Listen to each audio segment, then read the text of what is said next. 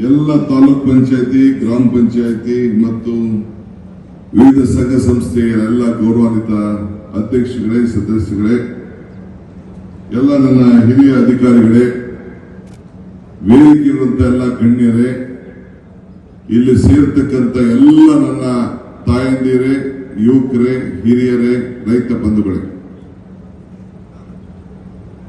ನಾನು ಇವತ್ತು ಹಾನಗಲ್ ಕ್ಷೇತ್ರದ ವಿವಿಧ ಅಭಿವೃದ್ಧಿ ಕಾರ್ಯಕ್ರಮದ ಉದ್ಘಾಟನೆಗಾಗಿ ಶಂಕುಸ್ಥಾಪನೆಗೆ ಬರಲಿಲ್ಲ. ನಾವು ಮುಖ್ಯಮಂತ್ರಿಗಳು ಬಂದಿರೋದು ಈ ಜಿಲ್ಲೆ ಮಹಾಜನತೆ ಕೊಟ್ಟಂತ ಶಕ್ತಿ ಮತ್ತು ಹಾನಗಲ್ ಕ್ಷೇತ್ರದ ಮಹಾಜನತೆ ಕೊಟ್ಟಂತ ಶಕ್ತಿಗೆ ನಿಮ್ಮ ಋಣವನ್ನ ತೀರಿಸಬೇಕು ಅಂತ ಹೇಳಿ ಬಂದಿದ್ದೇವೆ. ನಿಮ್ಮ ಋಣ ಇಲ್ಲ, ಸ್ವಲ್ಪ ನಿಮ್ಮ ಋಣ ತೀರಿಸಬೇಕು ಅಂತ ಹೇಳಿ ಬಂದಿದ್ದೇವೆ. ಅಧಿಕಾರ ನಶ್ವರ, ಸಾಧನೆಗಳು ಅಜಾಮರ, ಆದ್ರೆ ಮತದಾರರೇ ಈಶ್ವರ. ಕೊನೆಗೆ ಎಲ್ಲೋದ್ರೂ ಕೂಡ ಮತದಾರರಿಗೆ ಸೇವೆಯನ್ನು ಮಾಡಬೇಕಾದ್ದು ನಮ್ಮ ಕರ್ತವ್ಯ. ಇದು ಕಾಂಗ್ರೆಸ್ ಸರ್ಕಾರದ, ಸಿದ್ದರಾಮಯ್ಯ ನೇತೃತ್ವದ ಸರ್ಕಾರದ ಒಂದು ಸಂಕಲ್ಪ. ಈ ಕೆಲಸವನ್ನ ರಾಜ್ಯದ ಉದ್ದಗಲೂ ಕೂಡ ನಾವು ಮಾಡ್ಕೊಂಡು ಬರ್ತಾ ಇದ್ದೇವೆ. ನಮ್ಮ ಶಿವಾನಂದ ಪಾಟೀಲ್ ಮತ್ತು ನಮ್ಮ ಶ್ರೀನಿವಾಸ್ ಮಾನೆಯವರು ಹೇಳಿದಂಗೆ ಇದೊಂದು ಐತಿಹಾಸಿಕವಾದಂತಹ ಭೂಮಿ.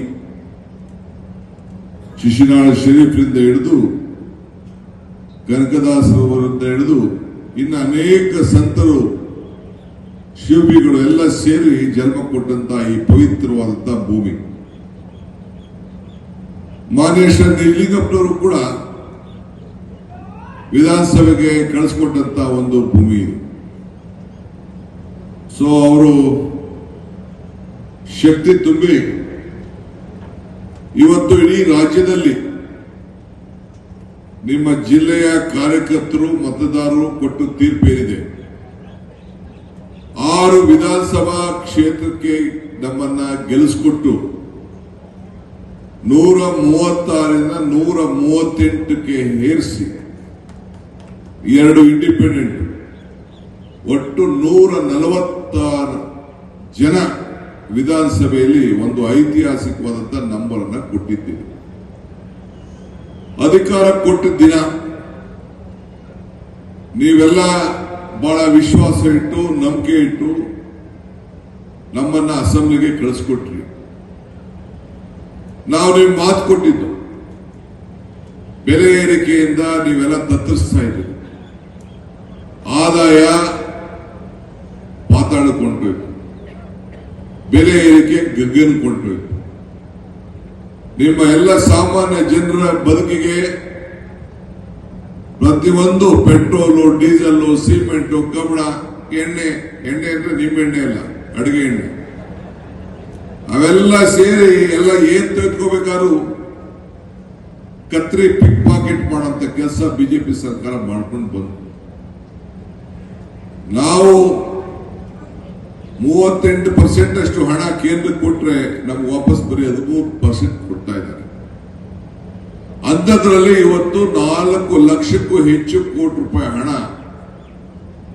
ಒಂದು ಬಜೆಟ್ ಅನ್ನ, ದಾಖಲೆ ಬಜೆಟ್ ಅನ್ನ ನಮ್ಮ ಸರ್ಕಾರ, ಮುಖ್ಯಮಂತ್ರಿಗಳು ಇವತ್ತು ಕೊಟ್ಟಿದ್ದಾರೆ. ನಮ್ಮ ಶ್ರೀನಿವಾಸ್ ಮಾನೆಯವರು ಬಹಳ ಕ್ರಿಯಾಶೀಲ ಶಾಸಕ. ಅವರು ಗ್ರಾಮೀಣ ಪ್ರದೇಶದ ಬದುಕಿದ ಜನರ ನಾಡಿಯನ್ನ ಹಿಡಿದು ಬರೀ ನೀರಾವರಿ ಇಲಾಖೆ ಆಗಲಿ, ಪಿಡಬ್ಲ್ಯೂ ಇಲಾಖೆ ಬಗ್ಗೆ ಚರ್ಚೆ ಮಾಡಲಿಲ್ಲ. ನಮ್ಮ ಇವತ್ತು ಏನು ರೆವಿನ್ಯೂ ಇಲಾಖೆಯಿಂದ ನಿಮಗೆ ಒಂದು ಆಧಾರ ಕೊಡಿಸಬೇಕು, ಏನು ನಿಮ್ಮ ಜಮೀನಿನ ಸಕ್ರಮ ಮಾಡಬೇಕು, ವಿದ್ಯುತ್ ಶಕ್ತಿ ವಿಚಾರದಲ್ಲಿ ಯಾವ ರೀತಿ ಸಮರ್ಪಕವಾಗಿ ವಿದ್ಯುತ್ ಶಕ್ತಿಯನ್ನು ಕೊಡಬೇಕು. ಹಿಂದೆ ಬಂಗಾರಪ್ಪನವರ ಕಾಲದಲ್ಲಿ ವಿದ್ಯುತ್ ಶಕ್ತಿ ಕೊಡಬೇಕು ಅಂತ ತೀರ್ಮಾನ ಆಯಿತು. ಆ ಆಮೇಲೆ ಸಿದ್ದರಾಮಯ್ಯ ಸರ್ಕಾರ ಬಂದ ಮೇಲೆ ನಾನು ವಿದ್ಯುತ್ ಶಕ್ತಿ ಮಂತ್ರಿ ಆದ್ಮೇಲೆ 6 ರಿಂದ 7 ಗಂಟೆಗೆ ಏರಿಸಿದ್ರು. ಈಗ ವಿವಿಧ ಸೋಲಾರ್ ಸ್ಕೀಮ್ಗಳನ್ನ ತಂದು ಕುಸುಮ ಯೋಜನೆ ಅಂತ ಕೂಡ ತಂದು ಪ್ರತಿ ತಾಲೂಕಿನಲ್ಲಿ 20 ಮೆಗಾವ್ಯಾಟ್ ಅವರು ಶಾಶ್ವತವಾಗಿ ಇರಬೇಕು ಅಂತ ತೀರ್ಮಾನ ಮಾಡಿ ಎಲ್ಲರೂ ಕೂಡ ಅಗತ್ಯ ನೀರನ್ನು ಕೊಡಬೇಕು ಅನ್ನೋದು ಕೂಡ ವಿದ್ಯುತ್ ಶಕ್ತಿಯನ್ನು ಕೊಡಬೇಕು ಅನ್ನೋದು ಕೂಡ ಇವತ್ತು ತೀರ್ಮಾನ ಮಾಡಿ ರೈತರ ಬದುಕಿಗೆ ನಾವು ಸಹಾಯವನ್ನು ಮಾಡ್ತಾ ಇದ್ದೇವೆ. ಇವತ್ತು ರೈತರಿಗೋಸ್ಕರ ತೆಗೆದುಕೊಂಡಂತ ಅನೇಕ ನಿರ್ಧಾರಗಳು ನಾವು ಬರೀ ಖಾಲಿ ಮಾತಾಡ್ಲಿಕ್ಕೆ ಇಲ್ಲಿ ಬಂದು ನಿಂತಿಲ್ಲ. ಇಲ್ಲಿ ನಿಮ್ ಚಪ್ಪಾಳೆಗೆ ನಾವು ಬಂದು ನಿಂತಿಲ್ಲ.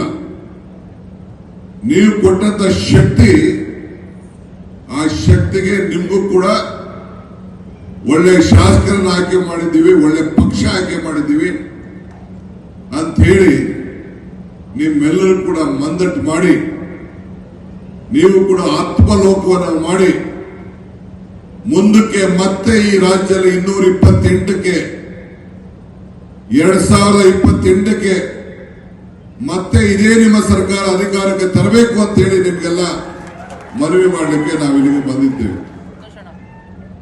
ನಮ್ಮ ಆಚಾರ ವಿಚಾರಗಳನ್ನ ಉತ್ತಮವಾದ ಕೆಲಸದಿಂದ ತಾವೆಲ್ಲ ನೋಡ್ತಾ ಇದ್ದೀರಿ. ಇವತ್ತು ಈಗ ಸುಮ್ಮನೆ ಖಾಲಿ ಮಾತಾಡೋದ್ರ ಅರ್ಥ ಇಲ್ಲ. ರೂಪಕ್ಕೆ ಗುಣ ಇರಬೇಕು, ಇಲ್ಲ ಅನ್ನೋದು ವ್ಯರ್ಥ.